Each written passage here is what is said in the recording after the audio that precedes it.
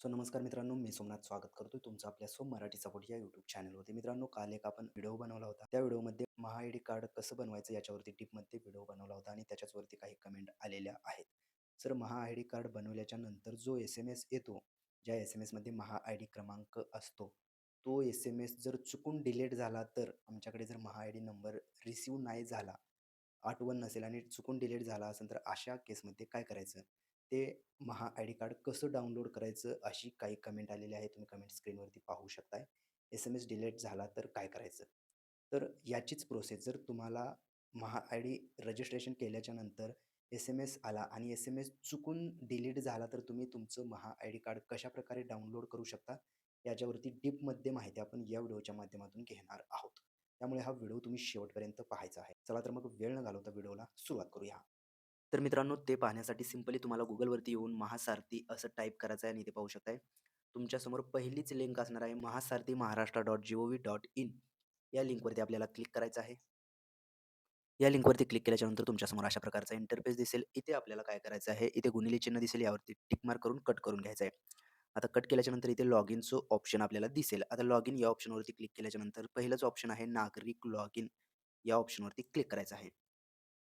आता या ऑप्शनवरती क्लिक केल्याच्यानंतर इथे तुम्ही पाहू शकता आपल्यासमोर आय-डी हे ऑप्शन दाखवत आहे.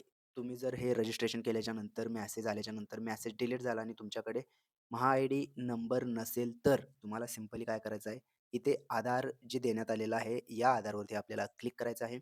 आधारवरती क्लिक केल्याच्यानंतर इथे तुम्ही पाहू शकताय आधार क्रमांक टाका असं सांगण्यात आलेलं आहे.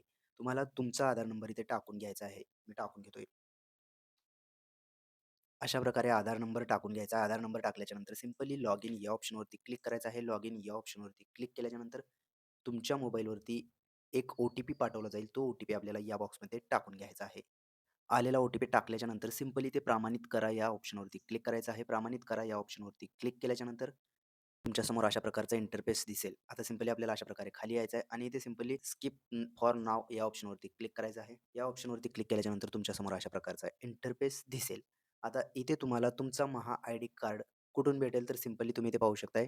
इथे आय-डी क्रमांक तुम्हाला दाखवला जाईल. आता तुम्हाला आय-डी कार्ड डाउनलोड करायचं असेल, तर सिंपली प्रोफाइल या ऑप्शनवरती क्लिक करायचं आहे. प्रोफाइल या ऑप्शनवरती क्लिक केल्याच्यानंतर तुमच्यासमोर अशा प्रकारचा इंटरफेस दिसेल. इथे तुम्ही पाहू शकता तुमचा प्रोफाइल फोटो, तुमचं नाव आणि प्रोफाइल म्हणजे आय-डी दाखवली जाईल. आता तुमची आय-डी डाउनलोड करण्यासाठी व्ह्यू महासारथी कार्ड या ऑप्शनवरती क्लिक करायचं आहे.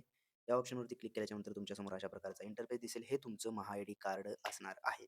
या कार्डला फ्लिपसुद्धा करू शकता अशा प्रकारे. फ्लिप केल्याच्यानंतर तुम्हाला हे कार्ड डाउनलोड करण्यासाठी थोडंसं खाली यायचं आहे.